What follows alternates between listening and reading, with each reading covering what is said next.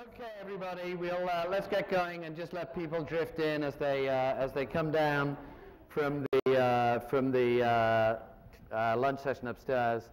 You know, Mark, we have a very distinguished alumnus of the Clinton administration with us. I have to say, you can tell the Bush administration, the Bush era is coming to an end because no one sticks to time anymore. You know, so we're kind of getting back to Clinton time. You know, we're kind of where every meeting runs over and no one comes late. You know, we have. I hope you've all enjoyed the sessions this morning and at lunchtime. And for those of you who were here last night, for the not quite debate, I'm not quite sure it when they have a debate, but they're not next to each other. Between the two candidates, which was a fabulous occasion. I was there, Gloria was there, I'm sure a few others of you were. We've got a terrific panel this afternoon to talk about how the next generation of leaders can engage with the characteristics of ServiceNation. I'll very, very quickly introduce the panel and then we'll get right to them. Let's try and finish this by 4 o'clock because I'm very keen that the last plenary session should pretty much go on time. So let's give ourselves, you know, an hour just about, and then be done with it. I'm going to start by introducing Katie Johnson, who's a graduate of Tufts University and a Jumpstart alumna. She'll tell us about that very briefly in a second, and who told me a while ago that she's just kind of hanging out in Boston now. So welcome to you. We have Joanne Haysbert here from the president of Langston University. Next, where do I go now? Gloria Cordes-Larsen, president of Bentley College, a much loved Time magazine. We have Jerry Sue Thornton, who's the president of Community College in Ohio, and immediately on my left is John DeGoya, the president of Georgetown University. I told him earlier that I'm pleased to see all of them. I was particularly pleased to see him because a few months ago my younger daughter was admitted to the School of Foreign Service at Georgetown, but then deferred admission for a year so she could go on a gap year to Australia, where she's going to spend some time working on an Australia-China conference, and I suspect sometimes doing a lot of stuff that she doesn't want to tell her dad about, but hey, you know. So it's very nice to see all of you. And let's have very, very brief introductory remarks by the panel, then we'll have a little debate up here about how our institutions of higher education can advance the agenda of ServiceNation, then we'll throw it open to you guys for rapid fire Q&A. We'll be out here by 4 o'clock, and you can go up and hear. I think Senator Clinton is in the building. Is Senator? I think Senator. Freudian slip. Katie, tell us what you got out of Jumpstart and what your co-students, if you like, got out of Jumpstart. How you can take the experience that you had, broaden it out into your adult life, and persuade others of your contemporaries to engage in service initiatives like that. Okay. In 1 minute or less. 2. I'll give you 2. Minutes. How's that? All right. Well, first of all, I'm really honored to be a part of this panel and represent kind of the college student perspective, bring that to the mix of this panel. Let me explain a little bit about what Jumpstart is, and it might make a little bit more sense after that, some of the other things that I say. Jumpstart is an organization that partners adults, usually college students, with preschool students in one-to-one relationships for a whole school year. I started with Jumpstart my sophomore year of college at Tufts University, and I see Dean Hollister I just saw walk in from Tufts.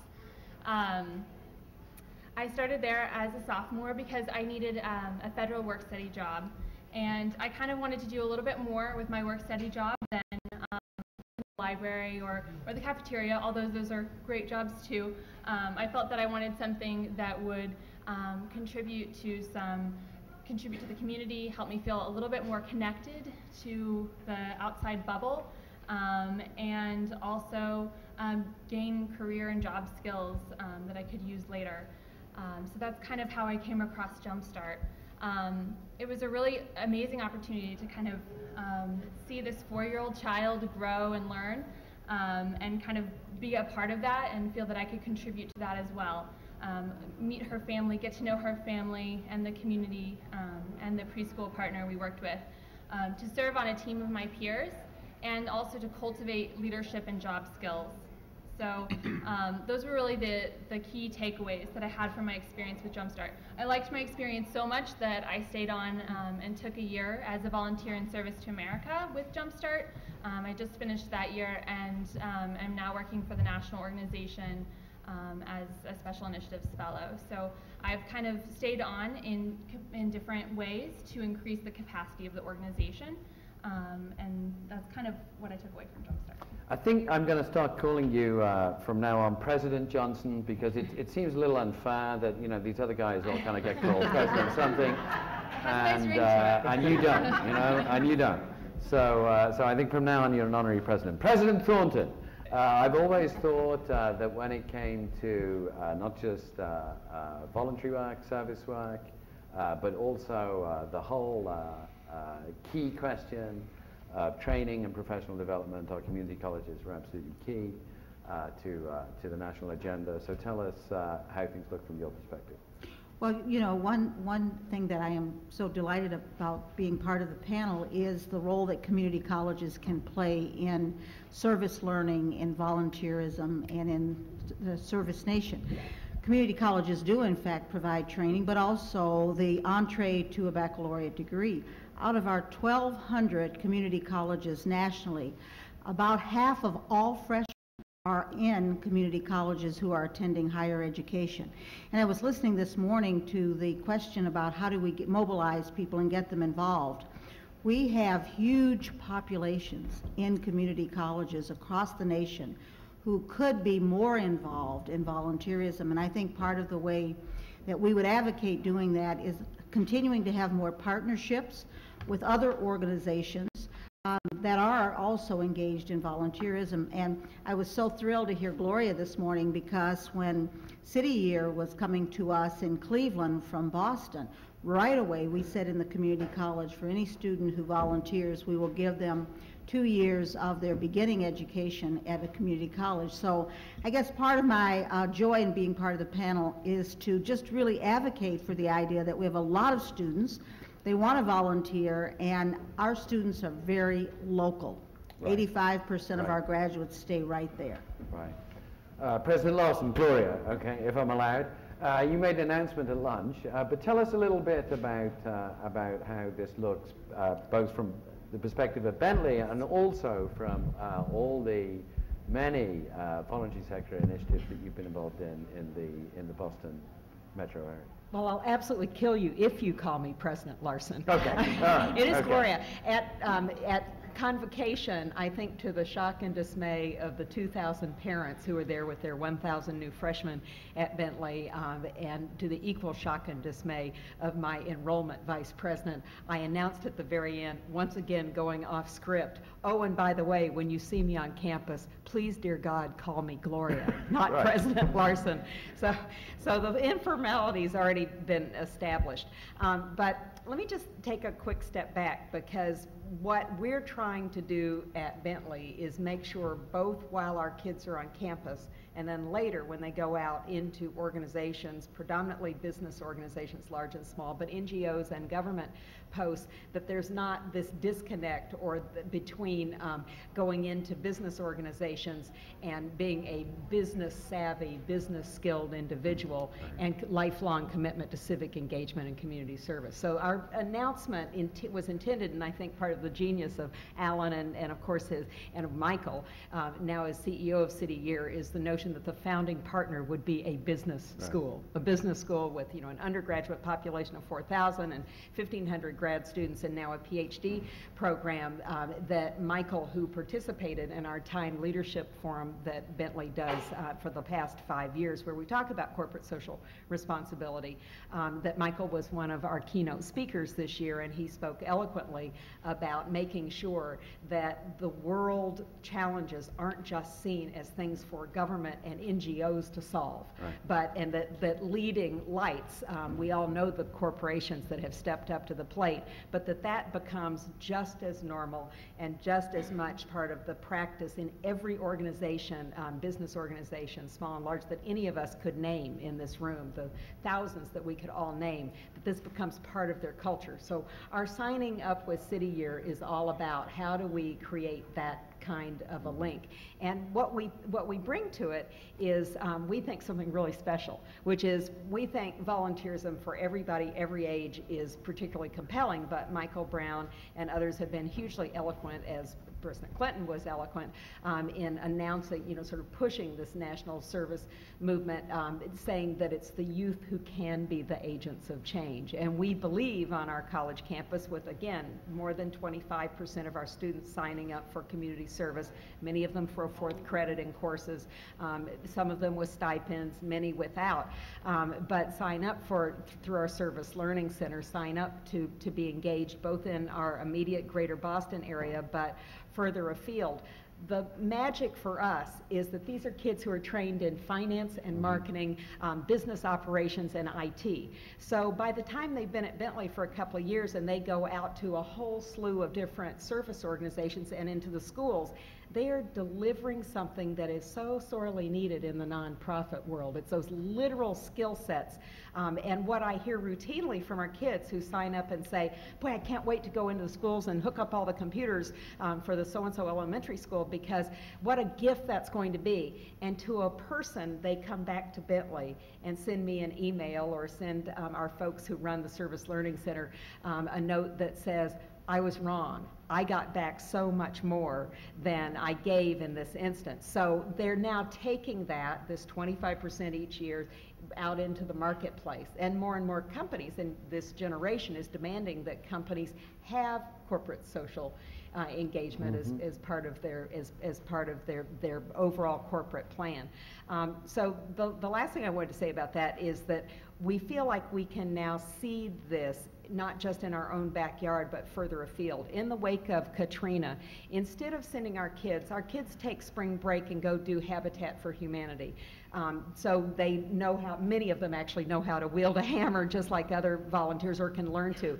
But what they did post-Katrina was decide that there were armies of folks going down to help across Alabama and Mississippi and Louisiana. But Bentley could do something different. And so Bentley, more than 30 of our students adopted a healthcare clinic that had been completely decimated by Hurricane Katrina.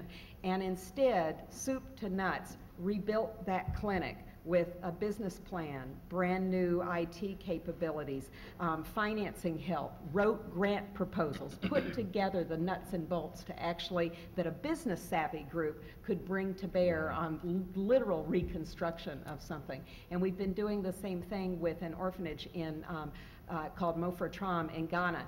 And again, our students go there thinking that they're going to help with microfinancing capabilities and with building computer capabilities, and that is exactly what now scores of students have done with this orphanage in the surrounding town.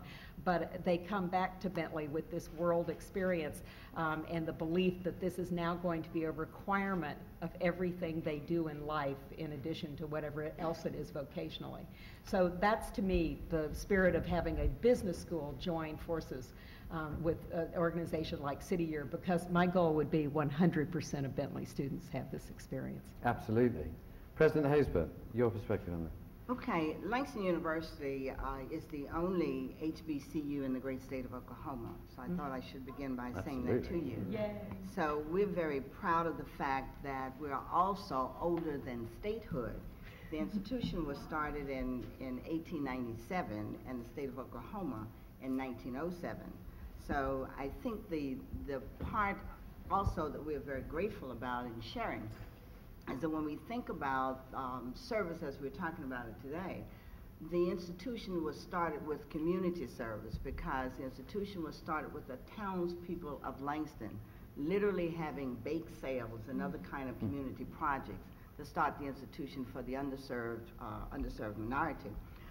that service has continued throughout this present time. In fact, service became a part of the university's mission, if you would, and it continues to be a part of my vision for the institution's future as its president. Thus, I believe that to effectively create a nation of service, we must be deliberate in our actions and offer students an education for life, and one that I refer to as an education for living. And that difference is, an education for life is what every institution does. We equip students with knowledge and skills so that as graduates they can practice their craft once they graduate. But an education for living, to me, is that essence of service that we've been talking about during this past couple of days. Because in that regard, what we're trying to do then with our students at Langston, I think should be done at all institutions, is to incorporate to their educational process those activities that they must participate in. Some are planned and some are not planned, because there are so many young people that you must introduce them to experiences and to activities in order for it to become a part of their life. I therefore believe that if we do that in institutions of higher ed as we do it at Langston, then service will become an expectation for each person for themselves, so that they will understand that they enter the institution to learn, but they exit with the expectation to serve. And I think that we accomplish that by making sure that our students are engaged in service learning activities. And that's a part of what Langston does, from its mission to its curriculum to activities that are planned by the institution for its students. One of the two examples that I'll share real quickly with you that I think gives direction to what I'm suggesting is that education for living, is that we have a group of students that we've designated as Langston ambassadors. And those students, through their service, and I teach them a course in leadership and using the strategies of service learning, so that as leaders, they become leaders by example. And their final exam is to actually write for me a paper on the service that they provide for the institution's community and the community at large while they were a part of that course, and then during the time that they're matriculating at the university. Those ambassadors then have taken on the responsibility to embody what I refer to as timeless human values, for which service to others is the core. And then they have the responsibility to ensure that groups of the freshman class that are entrusted to them as their understudies, if you would, to take that process through, teach those young people the same kinds of skills, so that ultimately the hope is that we will completely change the landscape of the student body as pertains to service. And I think that that's one of the best examples that we can provide for students. So again, they enter the institution to learn, but they exit to serve. So it becomes a natural part of what they do, because they've been doing it the entire time that they've been at the university. That's a wonderful, wonderful line, actually, to enter an institution to learn and to exit it to serve. I'll remember that. President, go ahead. I'd like to offer my comments from two perspectives, one from the perspective of Georgetown, the second from that of Campus Compact, and place it in the context of what it means for all of us to be here today, because this is truly a remarkable alignment, convergence of forces that we're all participating in right now, and this is a special moment that I don't think we want to let go by without acknowledging just how significant it is.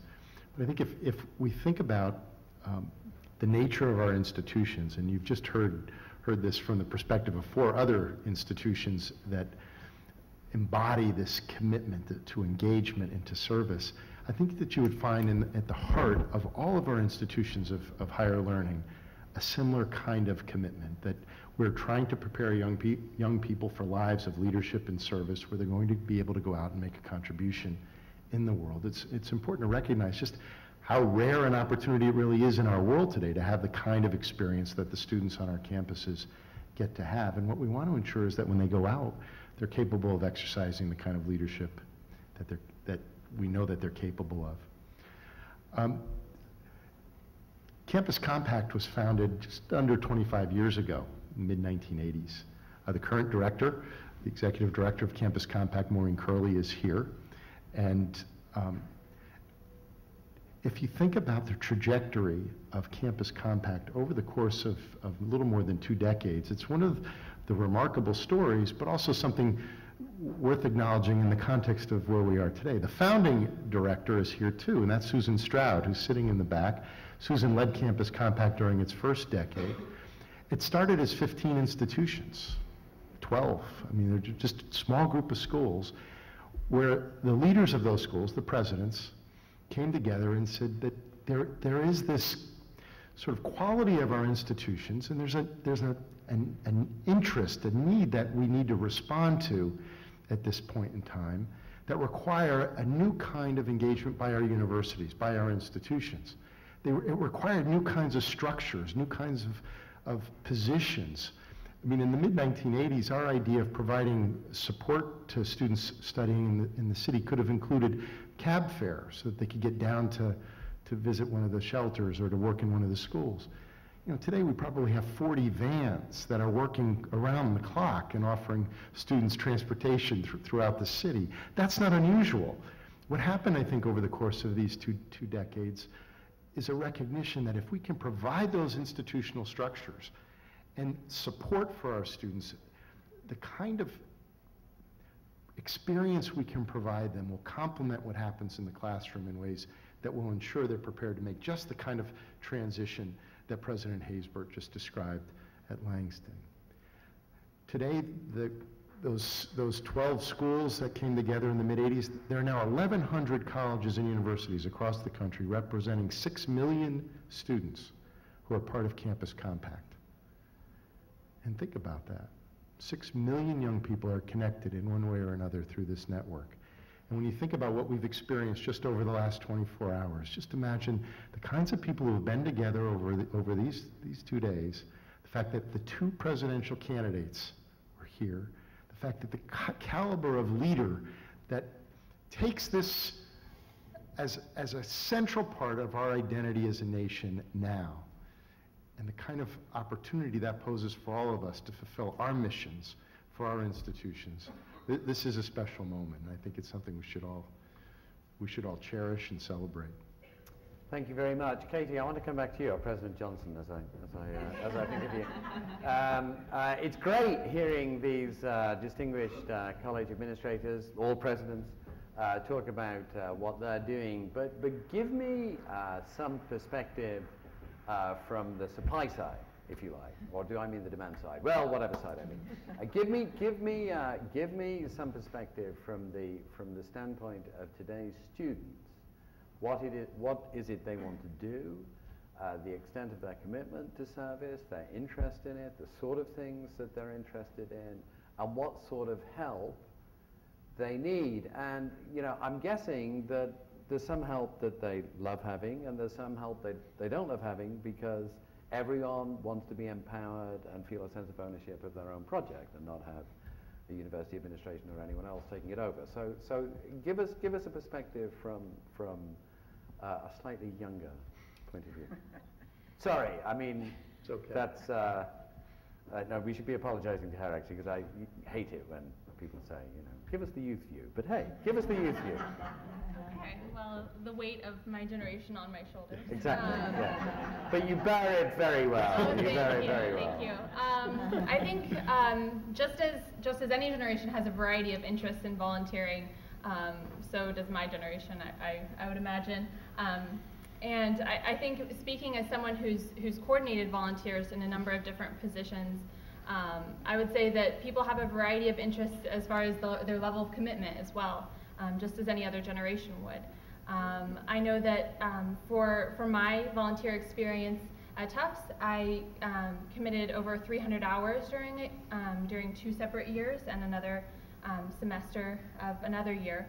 But other people who I helped bring into the Jumpstart program were more short-term volunteers who would come in and help us clean out libraries or service days of that sort, or maybe where volunteers would come in once a week to do volunteer reader programs, things like that. So I would imagine that with my generation, you come across a lot of the same things that you would with any generation as far as variety of interests and abilities to commit their time. I think one thing that really helps people of my generation to be able to commit time is opportunities like work-study funds, education awards, things like that, that offer the opportunity to both serve and go to school. So I know that work-study funds helped me go to college, that along with the loans that I'm still paying off. And education awards also helped that. That can be kind of a mixed bag with financial aid, as sometimes education awards help, sometimes they just replace other grants. But I think those are certainly steps in the right direction. Do you have a sense that there are particular areas of social need and social interest, and any of you can come in on this actually, that today's students are particularly concerned about and particularly want to engage in terms of a service commitment? Any of you can. Yeah, President Haysbert. I found that to be true as relates to health, right, healthcare, as well as education.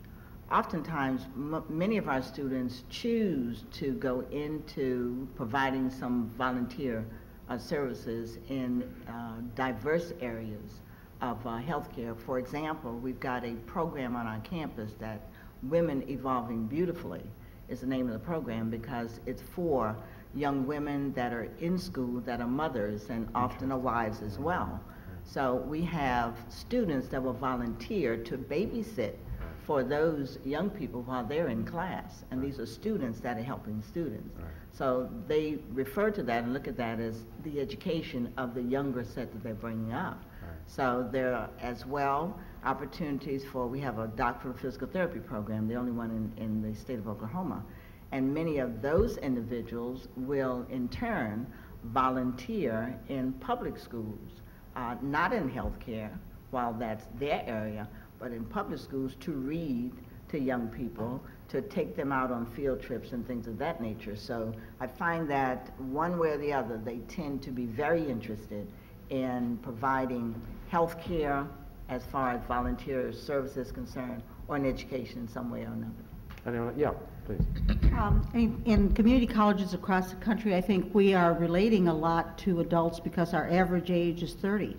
And so a lot of our students volunteer with senior citizens, those who are living on their own, who perhaps can't grocery shop for themselves, don't have family members to perhaps help them out, and they're not in institutions. So in order to help them stay in their own homes, we see a lot who are doing that kind of volunteering. And then on the other end, we have a volunteer program where young people are working with grandparents who are raising kids, not necessarily their own grandkids, but a combination, helping them to learn more about ways that they can teach those kids who are not in daycare centers so that they aren't behind when they start school. Yeah, John. Just a quick anecdote. You know, the dominant level of volunteerism and service that takes place today hasn't changed a lot over 20 years in our context. There's tremendous attention on literacy, after-school programs and the like. But the one area where we've had some interesting growth has been in the area of global activities. I was going to come on to that very point. So let me just say just a quick word about it. Each spring I teach a course on the ethics of global development. And one of the, just anecdotally with a group of about 120 students, I always ask them, how many of you have had some experience working in an international context in the area of human development? And more than half in what might be a self-selected sample. But I'll just give you one other interesting moment. One of our students about 4 or 5 years ago, just following what was unfolding in Darfur, stepped forward and created a student club at Georgetown called Students Take Action Now Darfur, STAND. Opened it up, many students joined, but with the power of social networking technology and the like, within 6 months there were more than 200 chapters on college campuses across North America. And it's a different kind of engagement than what we might have experienced a generation ago. Absolutely. Gloria, you mentioned the Ghana program, but pick up on this point or on any other points. Well, I just wanted to sort of echo this notion that our faculty and our kids are more and more looking for a seamless experience. What they want to do is take their classroom learnings in both business skill sets at a very high level and arts and sciences, creativity and team building capabilities, integrated with what they're thinking about in terms of ethical modeling, social responsibility, Right. and civic engagement, and have a series of experiences that all link together.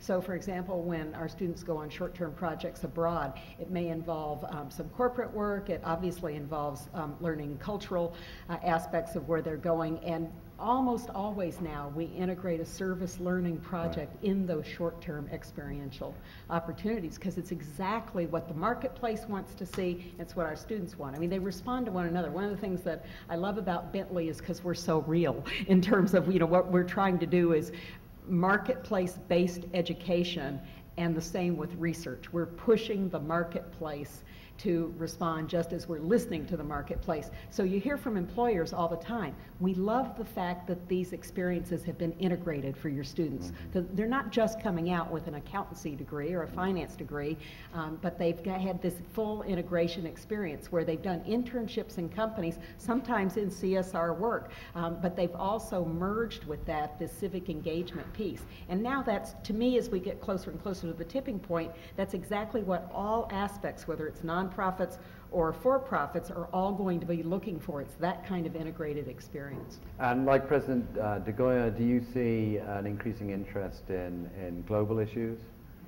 Absolutely. I mean, that's what, it's interesting. We've just launched our next, we're in the process of writing and launching our next 5-year plan, coming to the end of my predecessor's set of plans. And it's, when we look at the full integration as we see it of business and IT, business and arts and sciences, and business and society, the aspect that encapsulates all of it is global. I mean, there's no separation now. It's Thomas Friedman, you know, the world is very small, flat, and increasingly crowded and hot. And what are we all going to collectively, you know, the latest book, his new book just hot off the presses, what are we going to collectively do about that? And it's no longer, okay, what's government going to do about it? Okay, what are the nonprofits going to do about it? Oh, and a couple of good corporate citizens.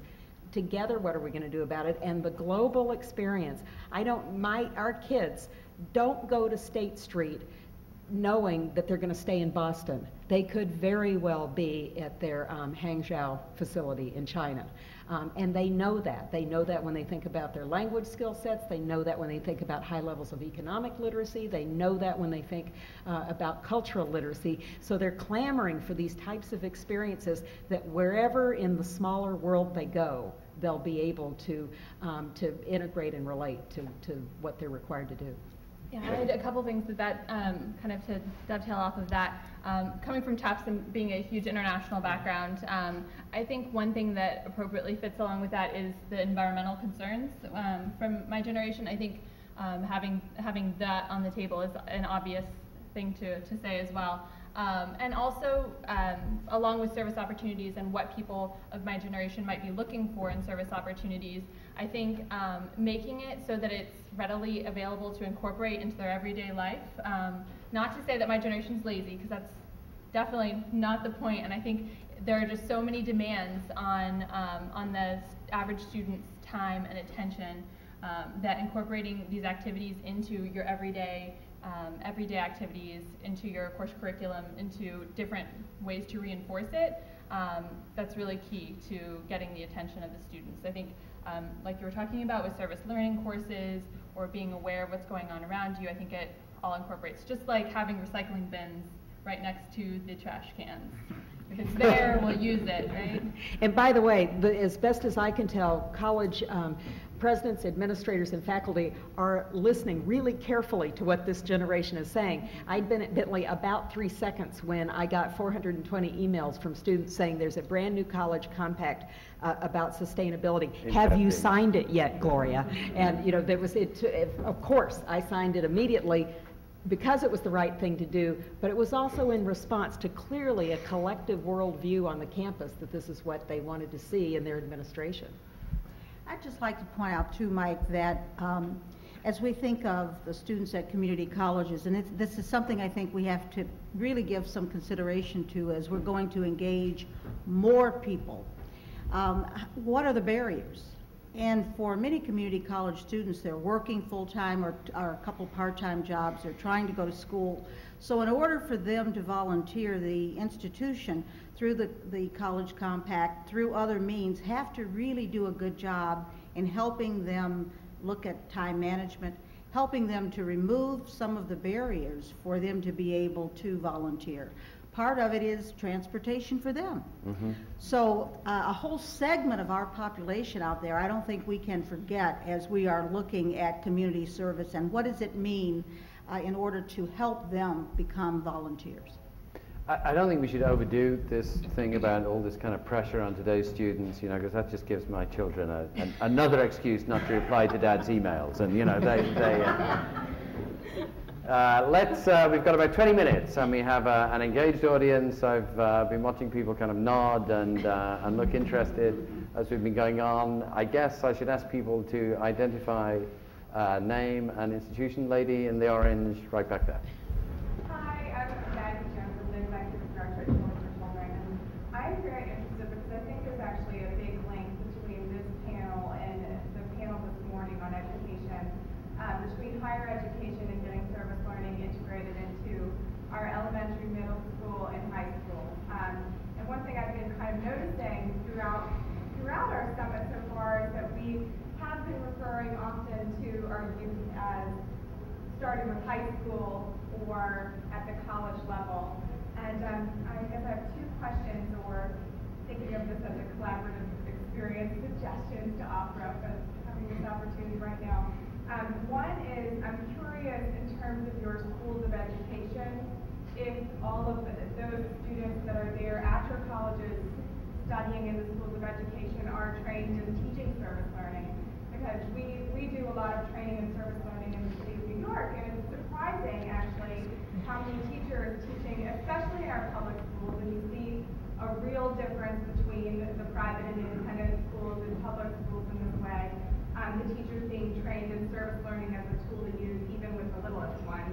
So I'm curious about that piece. And then also the second piece is if you've done anything along the lines of looking at the tuition reimbursement or potential scholarships for the students that maybe have done a large degree of service learning or extensive service experiences by the time they're coming into college.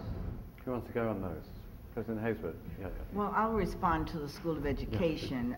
Langston does have a School of Education, and a required part for students that enrolled in the program is to commit themselves to service learning throughout the matriculation of their training.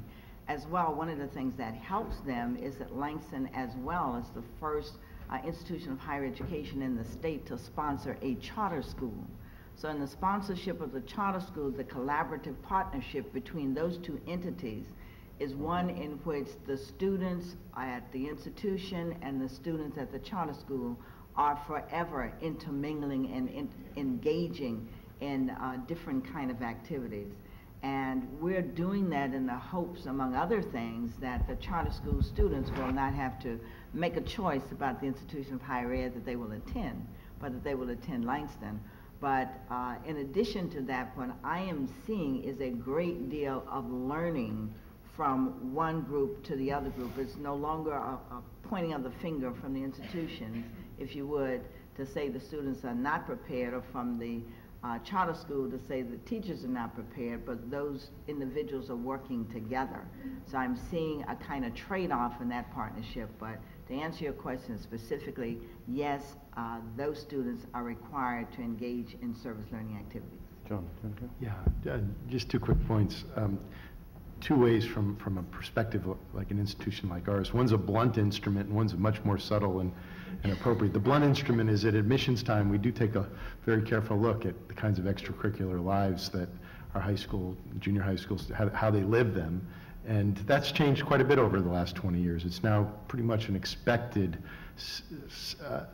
criteria that you will have brought with you a history of service in one form or another. But as we said, that's a bit of a blunt instrument. The more precise one, we do a bunch of different kinds of programs. But one of them that is really exciting is in a city where typically 30% of the high school graduates will go on to college, four-year college, and even a smaller percentage will ever graduate a four-year college.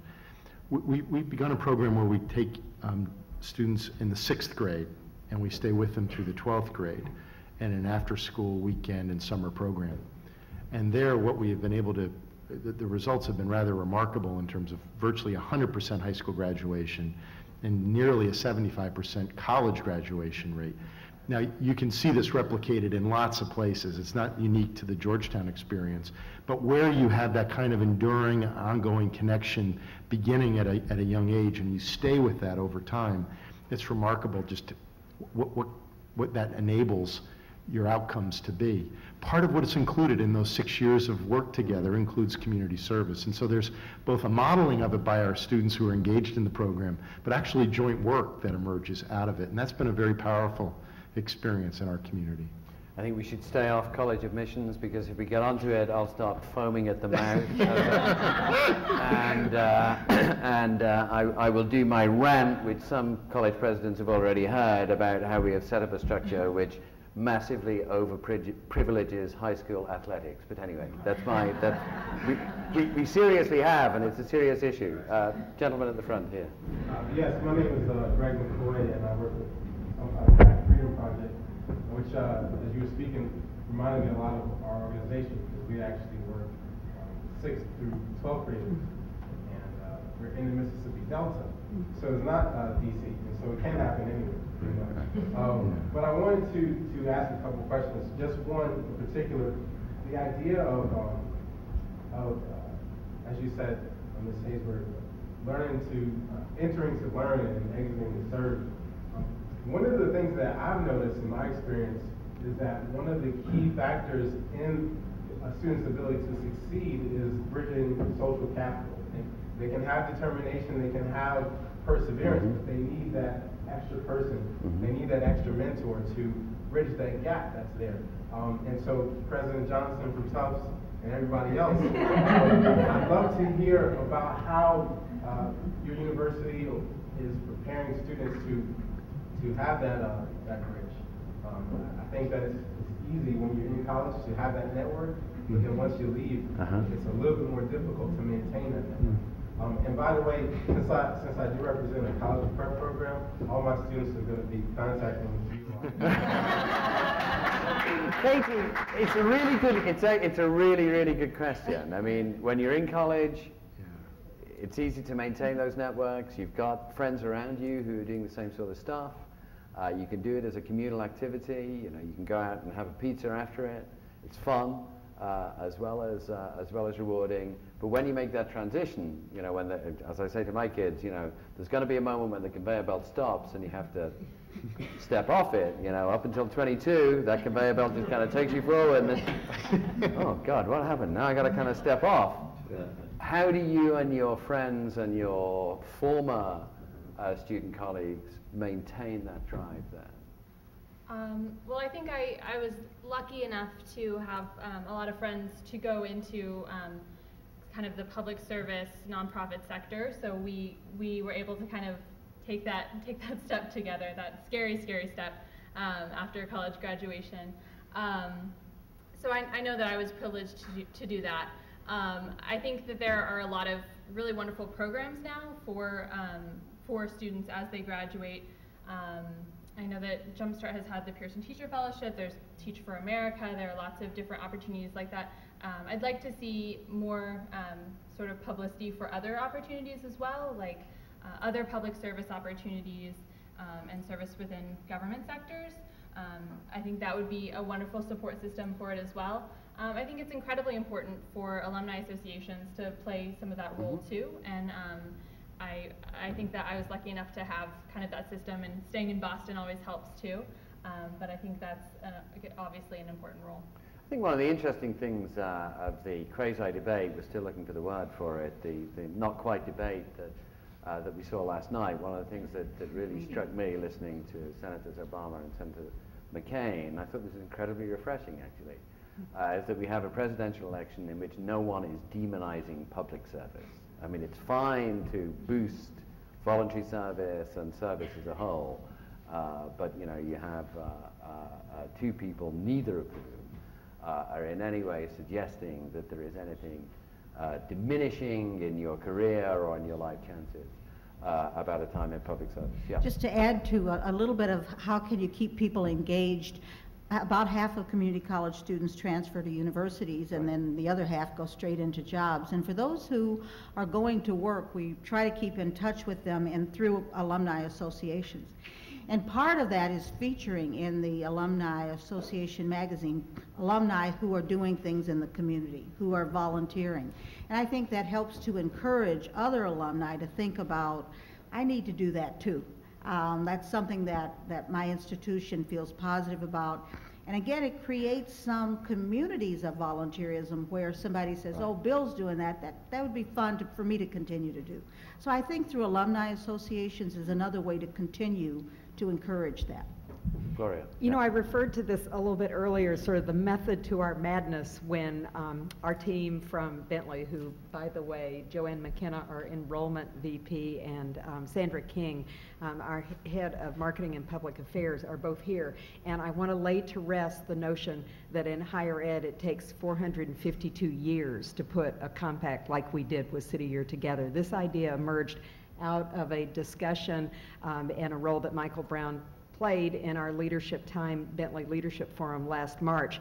And over the course of about 6 weeks this summer, the Bentley team and the City Year team literally put an MOU together, agreed on the $1 million commitment, and agreed on the fact that we would be sending 10 kids a year into one of the 18 cities that City Year serves. And that all got put together before my faculty and the trustees all came back from summer vacation. That's the way so maybe that's the way to That's definitely the way to do it. But let me just mention really quickly an aspect of the social engagement part, because part of the method to the madness was, how do you take a group of really focused kids who come to Bentley knowing at age 18, who the heck knew what they wanted to do when they were 18, who come, many of them knowing that they want to go into business organizations at age 18. How do you take this group of kids, but who are looking for an integrated experience, want the civic engagement piece, and give them a chance to step back and take this gap year and do service that would build different kinds of social experiences and a whole broader range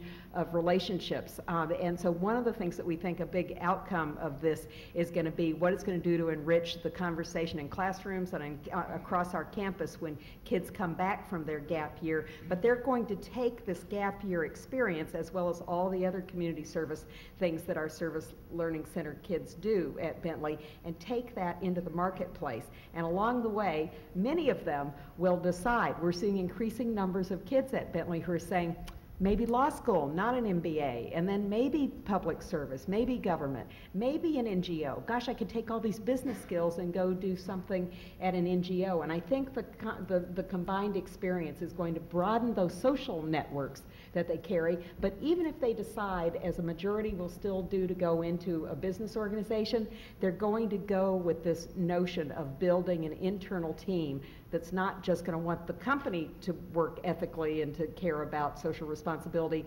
but that will lead to organizing and working with other similarly minded folks, which is now this huge growing tidal wave, to have companies do more and more in their surrounding communities. I just see this as a rippling effect. Let's have some more questions. You've spoken. Well, we'll find you later. Yes, lady right there. Thank you. I'm Barbara Jacoby. I chair the Civic Engagement and Leadership Coalition at the University of Maryland. And I'm wondering, how do you and how could we motivate your colleague presidents who aren't as excited? Well, we've got some here. We've got some here. I see one or two. I see one or two. I was wondering, what can we do to spread the word and get it out here? Nothing like having a set of sessions like this and having time declare that this is the critical, seminal issue of the moment, to gather folks from higher ed, from corporate world, from other parts of the economy together to say, whoa, you know, we want to be part of this. We want to be part of this. I will be very surprised if you don't start to see this building crescendo across, particularly in higher ed, because I don't think there's a higher ed president out there who doesn't believe that public service, community service is all service learning and service experiences are all critical to the learning experience, but critical to the lifetime commitment of their graduates. After we spoke, the college presidents made their announcements. Several board chairs and college presidents slipped me their cards and said, we want to know how you put together the $1 million scholarship commitment. I just think this kind of thing is going to take off like wildfire because of what everybody's doing collectively. And by the way, can we just mention that Mark Guerin is... He was the distinguished Clinton administration alumnus that I was referring to. Smith, and speaking of public service, now translated into a college presidency. Okay.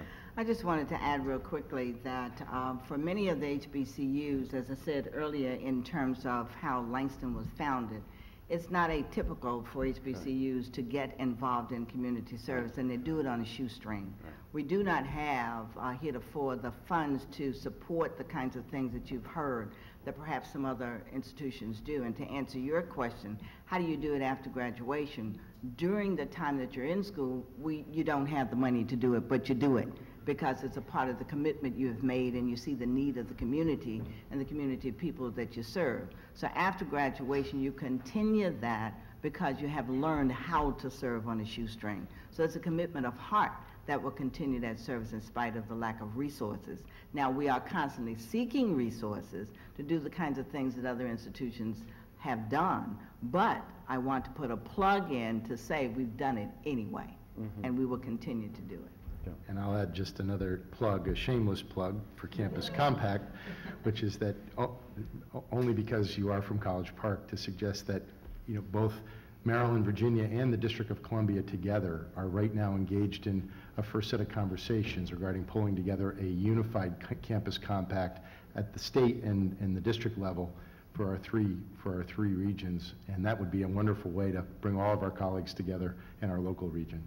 People are interested, they could contact me too. I could get you set up with the Jumpstart program. Probably. She's the representative generation, as you know, so she can handle it. Yep. Rob Hollister, Tisch College of Citizenship and Public Service at Tufts.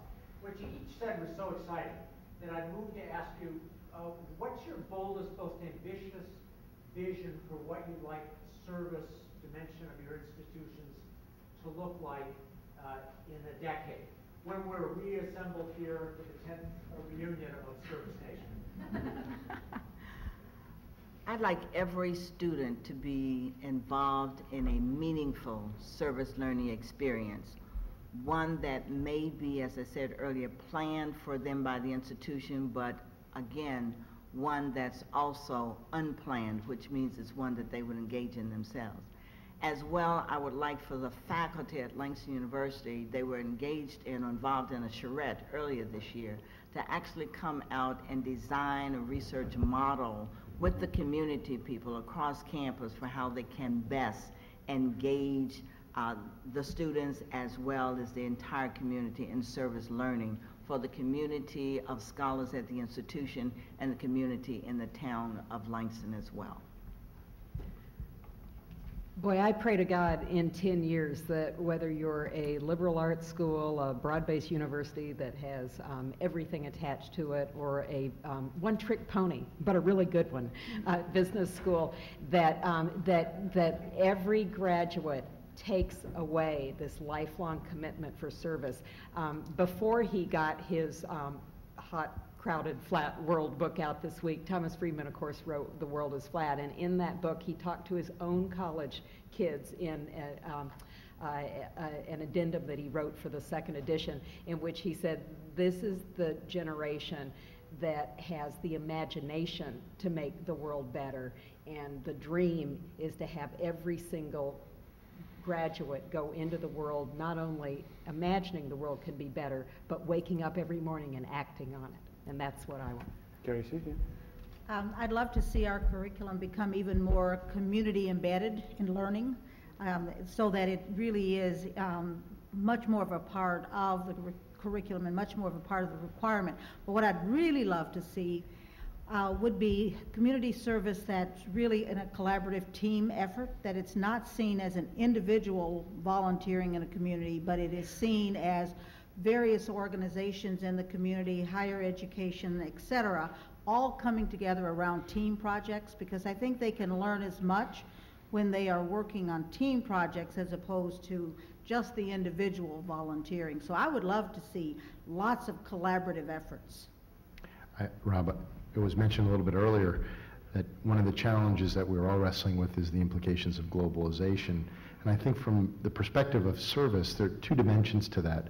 One is, are there ways, similar to the one that you've been leading through the Terroir Network, of trying to harness the resources of our respective institutions in ways that can make a difference in addressing challenges of human development? So the exceptional work that's being led by Tufts and by you and your colleagues to foster, for example, global literacy as a challenge that could engage lots of institutions from lots of parts of the world, all representing different kinds of strengths, engaged in a common project that could really make a difference from a global perspective. But just as we wrestle with the challenge of globalization by trying to find our place in different parts of the world, I think it also requires an even deeper commitment to your home. And you can only go out into the world if you're exceptionally strong at home. And so we're re-examining some of the basic assumptions that have guided us over 2 generations in terms of our local commitment.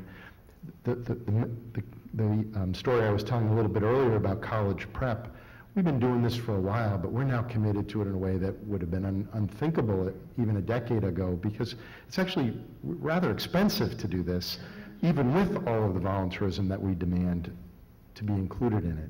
So both looking abroad, but also recognizing that it requires an ever deeper commitment at home to sustain that kind of extension. Couple more, yeah, go ahead. I just wanted to respond to kind of what I'd like to see kind of from my generation and kind of the next group coming up. I'd like to show that we can actually, that we're making a difference when we go out and do these service learning opportunities, that we're showing a sustainable impact, and that we're getting our friends excited to do it as well. I know that with Jumpstart, we have this goal of reaching 100,000 children within the next 10 years by 2015. And I think that I challenge other organizations to do the same thing, to show that we are actually making a difference and that it is indeed touching our lives and making us more active citizens, but that it also is making a difference in our communities. Maybe one more question. Lady over here, yeah. Well, I'm Stephanie Keller. I'm a student at Boston College. I actually had the opportunity to study at the Institute of Philanthropy and Voluntary Service through the Fund for American Studies at Georgetown University in summer. And it was one of the most incredible experiences of my life. But one of the things about it that was so unfortunate is I recall my best friend back in Boston who didn't have the same opportunity that I did, because I had the means to go there, and she was working at home at her local movie theater, even though she is the most dedicated person I know to service. She's been to Belize, she's been to Uganda, she's worked on Native American reservations. And I just wanted to ask, because I really believe, like you said, the desire and the will is there. Our generation is ready to go, and we've grown up with service. I think that statistics like 90% of high school students have graduated having performed community service.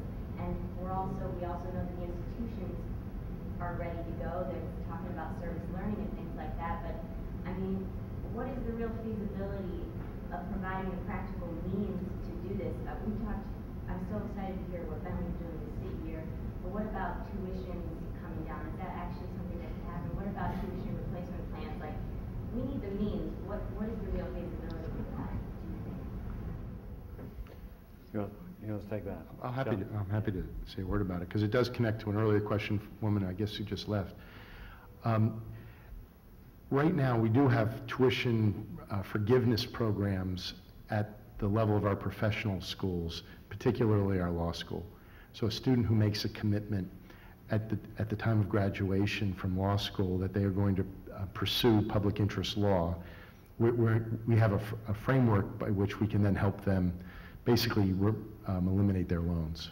And it's not breaking the bank, which means not enough people are doing it, but it's available, it's an instrument that would allow students to be able to make that kind of choice. Because what we are finding, certainly at the professional school level, for graduate school, the level of indebtedness across the board is very, very high. And so those who would be making choices to go into public interest law, we really think you have to have those kinds of instruments in place to make it work. That hasn't worked its way down in the same ubiquitous way at the undergraduate level.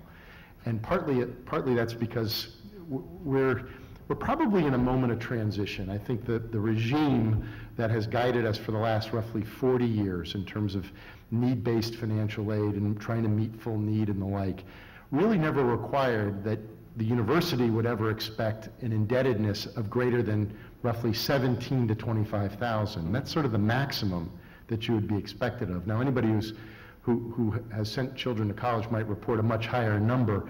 Those are choices being made within families that we think are, those are their choices. But from a affordability perspective, we've tried to be reasonable in terms of what we think is a capacity for somebody to take on while leaving open lots of opportunities at graduation. Both Jumpstart, but we're one of those institutions for whom probably 25% of our graduates, our largest employer at graduation right now is Teach for America. And we haven't seen a huge inhibition, but if we dig down deep into the data of the lived experience of our students, we can show that those who are on need-based financial aid and have work-study programs, even though right now 15% of our students who are on work-study are involved in community service activity, there is a gap. Those who don't have work-study, those who are not having to work to help put themselves through school, they're not able to engage in extracurricular life, including service, at the same level as others. And that's a challenge that we're wrestling with, that the federal requirements are 7%, that 15% of our students are engaging in it. It means they're not working for the university, they're working in the city. We think this is a very positive development, but it's one that we're all trying to wrestle with at this point in time. Thank you. It's very rare at the end, right at the end of a session, of a day and a half of intensive discussions, that we have such as a lively and engaged panel as we've had this afternoon. So I'd like to thank all our panelists. Please give them a round of applause.